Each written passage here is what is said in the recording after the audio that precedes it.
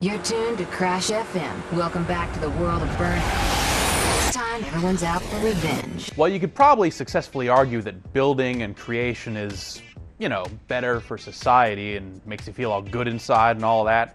There's something to be said for complete and utter destruction. There's a simple, addictive pleasure to just blowing things apart, It's human nature, right? Okay, maybe that's just me. Burnout Revenge is a game devoted to the beautiful art of driving real fast and making things blow up real good. While it isn't quite as revolutionary as Burnout 3 was last year, there are some really significant changes here that will make every other game in the series obsolete. You know how all the other Burnout games have been all about racing while avoiding all the other traffic on the road? That's the big change here. Now, you can actually slam into innocent drivers, provided that they're going in the same direction that you are, and they aren't huge semis or buses or anything like that. It's called traffic checking, and it lets you slam into these dummy vehicles and shove them around. Ideally, you'll ram them over into the other lane and into one of the other racers, taking him out. Check traffic can be a nasty weapon, though it's also a little unpredictable. Also, it sort of flies around like an aluminum can after you hit it. Considering how much weight and how hard all of the other collisions in the game are, the floaty checked traffic sometimes looks a little out of place. The other big change this time around is the complexity of the track design. Each track now has a bunch of alternate paths. A lot of these act as shortcuts. Others are large side ramps that ultimately send you flying back down onto the main track. That's so you can attempt a vertical takedown by landing directly on the opposition. The alternate routes are short enough that you don't get too separated from the other cars, but since they don't have traffic on them and don't count as oncoming lanes, you're not earning any boost there either. So you're put to a choice there about whether you want to earn boost or get away from the main tracks for a bit.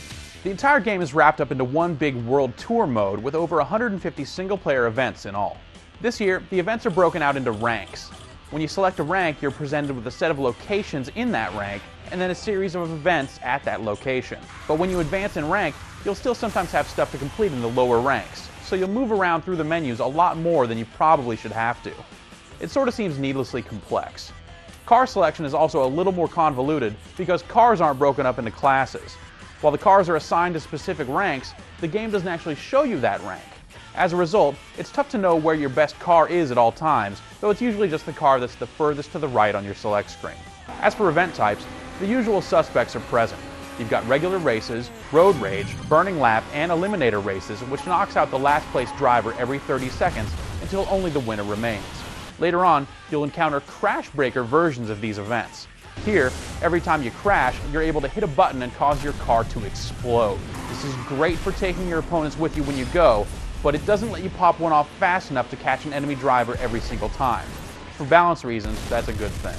And of course, what would a Burnout game be without Crash Mode? Crash Mode's been redesigned here to make you think a little harder about where to hit. The power-ups from last year's game, which practically served as big bullseyes about where to crash, are completely gone. That's not to say that the Crash Mode is too much more difficult this time around, but there's definitely a little more to think about. Plus, you can earn multiple crash breakers in one run if you drag enough cars into your pile-up, which really is totally rad. Online, up to 6 players can get in there and race at the same time, and there are also a handful of different crash variants.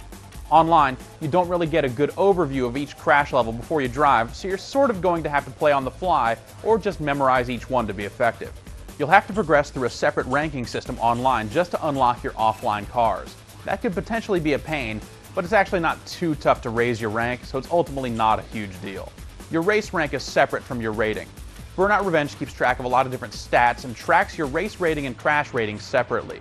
This is done for the purposes of player matching, which has taken on a Halo 2-like level of complexity. Also like Halo 2, you can form parties and go out as a group and find games. That's a pretty cool addition here. Overall, the online competition is the most exciting part of the entire game.